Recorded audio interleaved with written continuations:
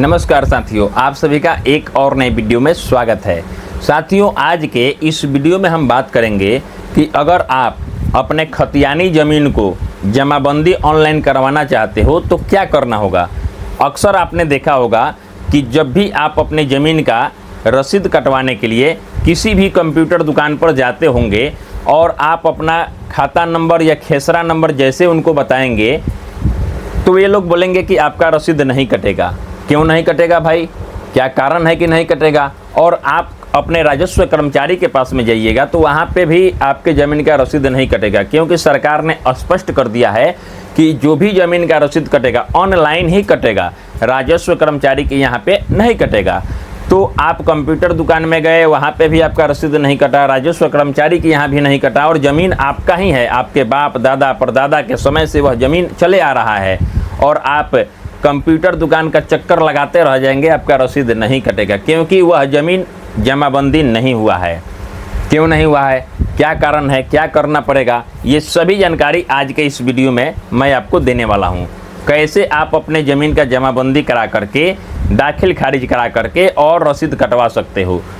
इस वीडियो को अभी तक आपने लाइक नहीं किया है तो प्लीज़ लाइक कर दे और दोस्तों के साथ शेयर कर दे। आपने वीडियो को देख लिया और चैनल को सब्सक्राइब नहीं किया है तो उसको भी ज़रूर सब्सक्राइब कर ले। साथियों, मैं आपको बता दूं कि आपके बाप दादा परदादा के नाम से जो ज़मीन चले आ रहा है और उसको आप चाहते हैं कि अपने नाम से जमाबंदी करा लें, अपने नाम से रसीद कटवा लें, तो उसके लिए आपको क्या करना पड़ेगा। सबसे पहले तो मैं उन लोगों को बता दूँ कि जिन लोगों का ज़मीन अभी तक ऑनलाइन चढ़ा ही नहीं है, उन लोगों को क्या करना है। मान लेते हैं कि आपका खतियानी ज़मीन है, आपके पास में तो दस्तावेज है नहीं। अब आप किसी कंप्यूटर दुकान में गए, वहाँ पे आप अपना खाता नंबर खेसरा नंबर दिए, लेकिन वहाँ पे रसीद आपका कटा नहीं। क्यों नहीं कटा, क्योंकि वहाँ पे आपकी जमाबंदी शो ही नहीं कर रहा है। जब तक ले दाखिल खारिज नहीं होगा तब तक रसीद नहीं कटता है, ये बातें सभी लोगों को मालूम है। अब आपसे वो कंप्यूटर दुकान वाला बोलेगा कि आप अपना ज़मीन का पहले दाखिल खारिज करवाइए, यानी कि जमाबंदी कराइए, तो ही रसीद हम काट पाएंगे। तो उसके लिए अब आप अंचल का चक्कर लगाते रहिए। आप तो जानते ही हैं कि भ्रष्टाचार कितना चरम सीमा पर है, बिना पैसा दिए हुए कुछ भी काम नहीं होता है। तो मैं आपको बताता हूँ कि आपको क्या करना है। आपके जो खतियानी ज़मीन है उसका खतियान आप निकलवाइए, या तो ऑनलाइन निकलवाइए किसी कंप्यूटर दुकान में जाकर के, या आपको अगर नॉलेज है इंटरनेट का तो खुद आप अपने मोबाइल से भी निकाल सकते हो, या फिर आप अंचल कार्यालय में जाकर के और पता करिए कि खतियान कैसे निकलेगा। जिला में ही खतियान निकलता है, खतियान आप निकलवा लिए। अब आपको क्या करना है कि उस ज़मीन को डिजिटाइज कराना है, यानी कि ऑनलाइन जमाबंदी कराना है। तो मान लेते हैं कि आप अगर 2-4 भाई हैं तो आपको एक सहमति पत्र लिखनी होगी। 100 रुपये का स्टाम्प पेपर लेकर के आइए, उस पर आप चारों भाई बैठ कर के और लिखिए कि मेरा हिस्सा कितना है, मेरा हिस्सा कितना है। चारों भाई का हिस्सा वहाँ पे बराबर लगा दीजिए उस ज़मीन में। वहाँ पे चारों आदमी का सिग्नेचर कर दीजिए, चारों का आधार कार्ड लगा दीजिए।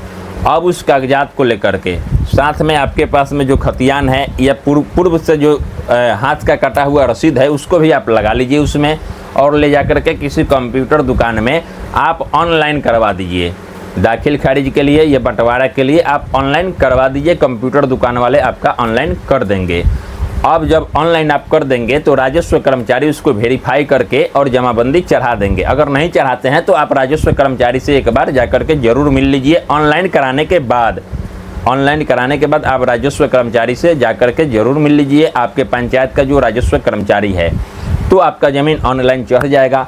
जब ऑनलाइन चढ़ जाएगा तो आप अपना खाता नंबर खेसरा नंबर किसी भी कंप्यूटर दुकान में जा कर के दीजिएगा और आपका रसीद कट जाएगा। ये तो हुआ उन लोगों के लिए जो लोग का खतियानी ज़मीन है।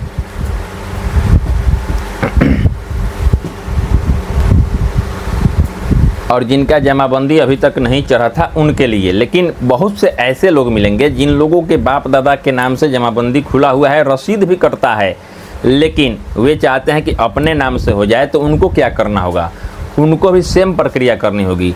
खतियान हो खतियान, रसीद हो रसीद, या फिर दस्तावेज जो भी हैं आपके पास में उसको लीजिए। जमाबंदी जो ऑनलाइन शो कर रहा है उसको निकालिए और फिर से आप अपने नाम से ट्रांसफ़र कराने के लिए ऑनलाइन आवेदन कराइए किसी भी कंप्यूटर दुकान में जा कर के।